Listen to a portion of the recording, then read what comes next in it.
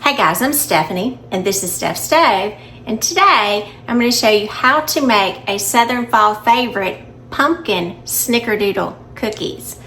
Now these cookies are like fall in a bite. They're everything you love about the wonderful fall flavors. They don't have any fancy ingredients, they're from scratch, and they're super easy to make. All you need is a little bit of time and a love for all those wonderful fall flavors. So let me show you how I did it.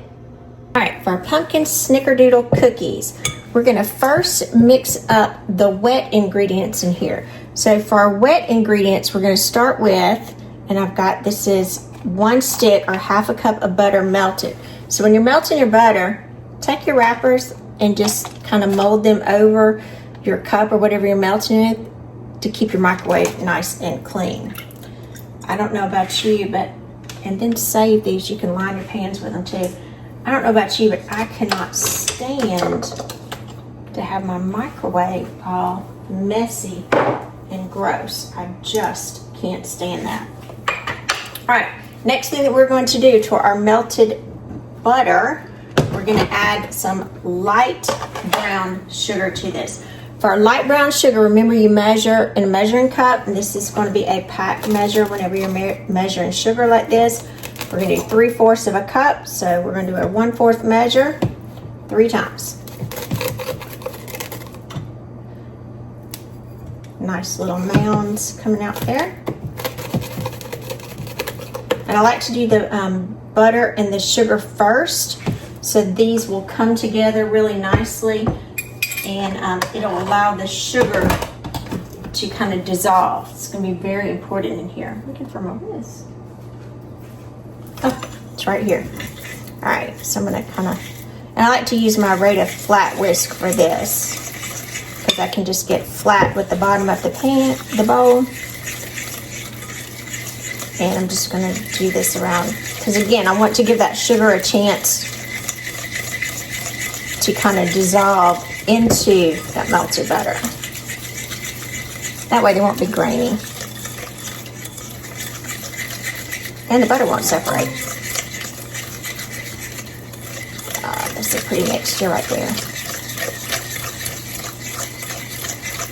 All right, got that situated. Now we're gonna add to this, because these are pumpkin Snickerdoodle cookies, we're gonna add some pumpkin puree. Now, if you're wondering how I took this off, my can opener opens this way, so no sharp edges. Love it. And then if you have some left, you can just pop the lid on and put it back in the refrigerator. Love that. We're gonna do 1/3 of a cup of pumpkin puree. Make sure that you're using 100% pure pumpkin puree. Some people have brand favorites. I don't think the brand is important as it is that it's 100% pumpkin puree. Make sure that you are not grabbing by mistake pumpkin pie filling. And go back and double check, because sometimes they'll put these on the same shelf next to each other, and it is very frustrating if you're going there looking and you think you grab one and you actually grab the other. I know that happened to me just the other day. Everything was in one particular area and I thought I was grabbing them, but I went back and looked at all of them. It's a different can of something else that looks similar, but it was not. So double check. Because you don't want to get home and not have all the ingredients you need. That would be a bummer. That would be frustrating. All right, so let's mix these together. I like to mix after each one. Ooh, look at that pretty color. That pretty orange from the pumpkin, blend in with that brown sugar. Oh, beautiful fall colors. Love, love, love that. All right. Now I need to add a little vanilla extract to this. Ooh, that was a little loud. We're gonna add 1 teaspoon of vanilla extract, and I'm using my vanilla extract for this. 1 teaspoon vanilla extract. Whew, got a good whiff of that too. Just love, love, love these fall smells. All right, so we have a good mixture, nice wet.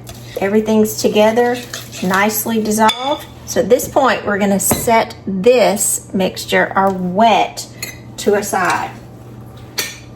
Now, in a little smaller container, we're going to add all of our dry mixture. I'm going to do the dry in a smaller container because I want to add my dry to the wet, and so that's why I choose this one to be just a tad bit smaller. Now, I already measured out.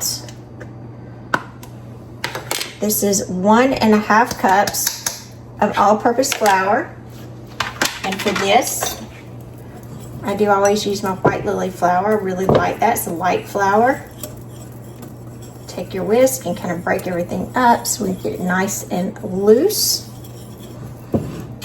Then we're going to start building our flavors in here and our baking components to it. We are going to use 2 teaspoons, and I'm using pumpkin pie spice. This is a pumpkin pie spice that I made, and so if you don't have pumpkin pie spice, you don't have to go out and buy it. I'll do a link somewhere and show you the video, and as well an exact link in the video description. Most likely you have everything you need in your pantry to make your own pumpkin pie spice, and just go ahead and make it. Keep it on hand. You need 2 teaspoons. Make sure they're about ready to make another one of these. I'm about out of it. 2 teaspoons of pumpkin pie spice. Ooh, all those warm flavors. So good. Then we're going to add 1 teaspoon of cream of tartar. So I'm going to pour this out because I've already got pumpkin pie spice and I don't want that to get in my container here. All right, 1 teaspoon of cream of tartar. 3/4 of a teaspoon of baking soda. And so I don't have a 3/4 measure. You got a 1/4, so just do it 3 times. When you're doing your baking soda, I will warn you of something. Be sure your baking soda is fresh. So this expires 2028, so I'm good, but always double check it to be sure it has not expired, or you will not have a good result. 3/4 of a teaspoon. There we go. 3/4 of a teaspoon. 1/2 of a teaspoon of kosher salt. Now, kosher salt and table salt are not the same, so do try to use kosher salt if you don't have any.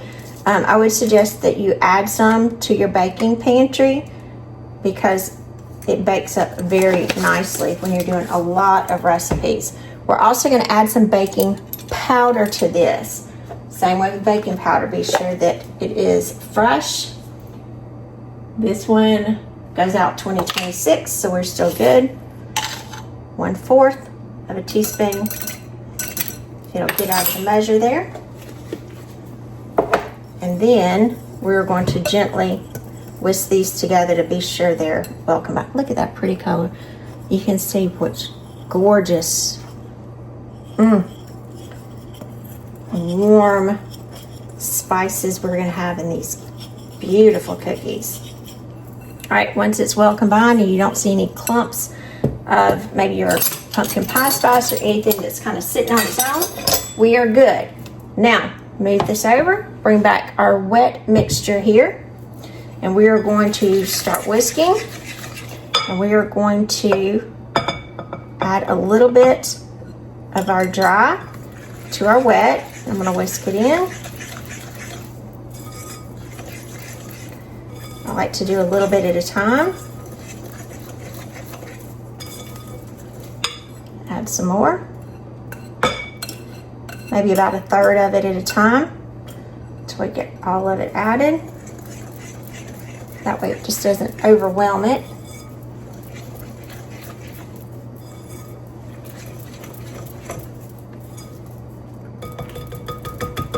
Now as my whisk is getting kind of full here, I'm going to transfer my whisk from my whisk attachment because it's getting drier at this point. So if you were using your whisk, I would do the same thing. Transfer it out.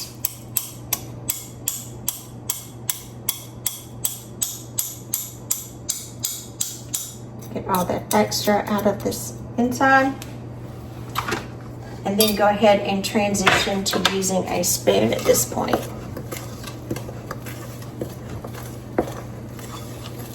It's coming together. We still have about a third of our flour mixture left, so we're going to add all of it.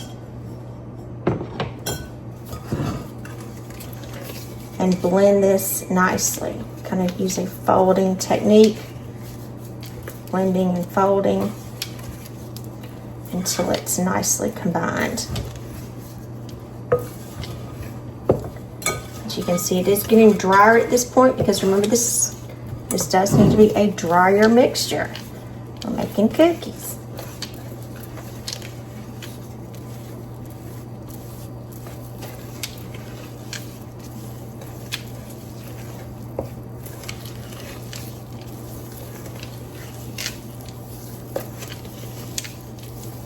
It's coming together. Make sure that you're continuing to blend until you do not see any more flour.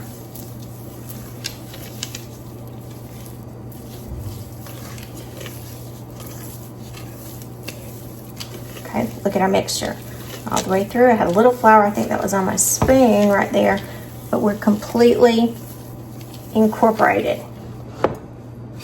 All right, so I'm going to scrape all of this off my spoon here because we don't want to lose any of our cookie mixture. Get all that off. And I'll get that off there. All right, now this is still very moist. We cannot roll out our cookies yet. So at this point, we are going to simply cover our cookies. So if you have some plastic wrap, just get some plastic wrap, cover your bowl.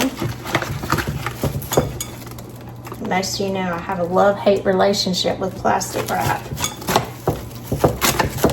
Sometimes it cooperates, sometimes it doesn't. Now tell me, how do you feel about plastic wrap? I know we need to use it, but gracious, sometimes it's aggravating. All right, so we got it nice and covered, and we're gonna put this to rest, give it a little nap in the refrigerator. This needs to be refrigerated until our dough gets a little firmer. This is gonna take anywhere from 4 hours will be our minimum time that we're gonna do it. That's why I'm gonna do it for today. Or if you're doing it and you want it for the next day, this would be nice to do before you went to bed. Put it in there overnight and then pull them out and we'll finish our cookies. So I'm gonna give these a little nap for about 4 hours and I'll see you back in just a little while. All right, it's been about 4 hours and our cookie dough has been resting nicely in the refrigerator. So I'm gonna get that out and set that to the side. And let's go ahead and we are going to need our cinnamon spice mixture. Now for this mixture, I went ahead and put in my bowl here, this is 3 tablespoons of granulated sugar and 1.5 teaspoons of pumpkin pie spice. I'm just gonna use a fork. You can use a small whisk, whatever. We just want to mix these together until they're combined like so. And I'm gonna set that to the side. Now, we are going to need at least 2 cookie sheets for this. Now, for the cookie sheets, I like to use these silicone baking mats. If you don't have these, you can definitely use parchment paper, but either a silicone mat or parchment paper line your cookie sheets. You need at least 2. And let's set those to the side. Now, let's pull our dough back that's got nice and rested. And you can see, and it is very firm at this point, which is exactly what we wanted. So I'm gonna move our little spice mixture, move that here, spice mixture so you can see everything that's going on. I'm gonna pull 1 cookie sheet over. Now, to do this, I'm going to scoop these with an ice cream scoop here or a cookie scoop. This one is 2 tablespoons is the perfect size for here, or the one I think works best. So I'm going to scoop these out, and I'll do a few of these so you can see. Get these nice, and again, our dough is nice and firm, which is what we want. So I've got my 2 tablespoon scoop, and I'm just going to release it here. Now, once I release it, I like the little scoops here, and I'm just going to drop them down. Then I'm going to take it into my little spice mixture and roll it all around to completely coat it. Try to only use one hand for this part so you won't have sugar everywhere. And then we are going to put it on our cookie sheet. Now I'm going to go ahead and do a second one so you can see about how far to space these out. While we're doing this, our oven is preheated to 350 degrees. So it'll be ready when we get all of these rolled out, scooped out in this beautiful, beautiful, whew, smell this pumpkin pie spice. All right, and we want these about 2 inches apart. Now on my cookie sheet, you can see that'll be about 2 inches apart. So I'm going to go ahead and go through and prepare the rest of the cookie dough, and then we'll get them popped in the oven. So be right back.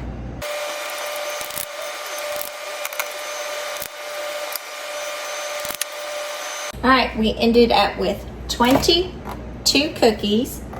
That little one just rolled off, so we'll put him back in place. And now our oven is preheated to 350 degrees. Let's get these in the oven.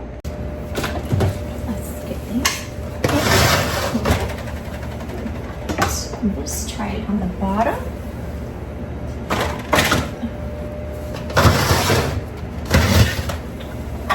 This tray on the top.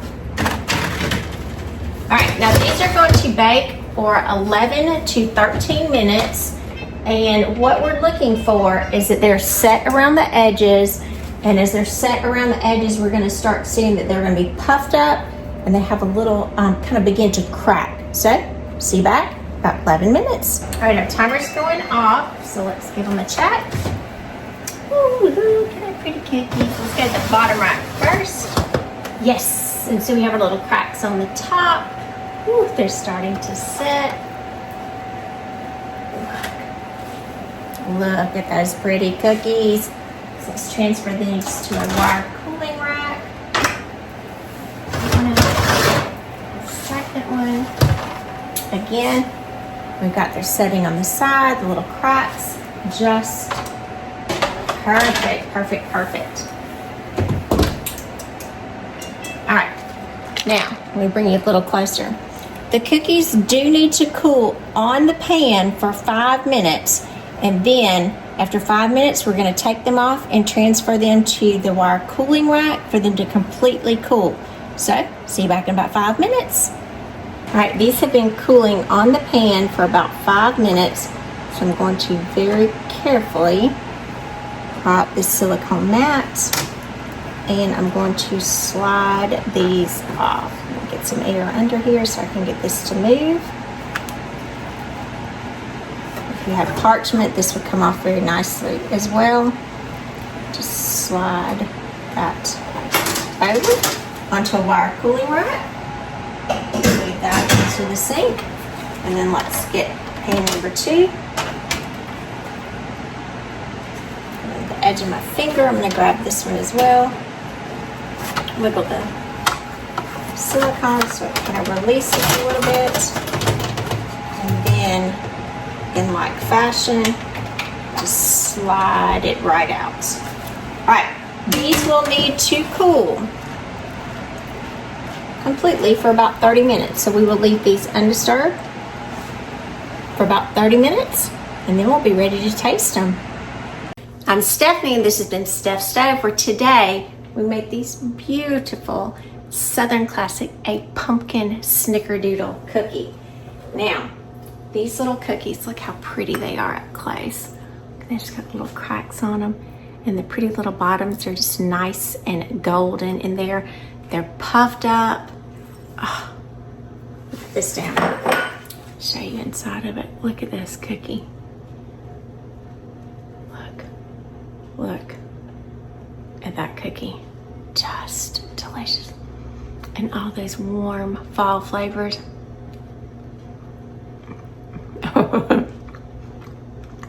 Delicious. If you love all the wonderful fall flavors, pumpkin spice and all those, this is definitely one that you do need to make. The dough you can make up to a day in advance. It does need to be refrigerated a minimum of 4 hours, and the cookies are great. Store them in an airtight container once they cool for about 3 days. If you want to extend them longer than that, again, let them cool completely, and you can freeze them for up to a month. So you can kind of go ahead and do some baking prep before the holidays. I do hope you try these with your family. They are a delicious, delicious bite of fall. So give us a thumbs up, click that subscribe button for more great content like this. Steph Stove, we're making memories one dish at a time. Thanks for watching, guys. Have a wonderful day.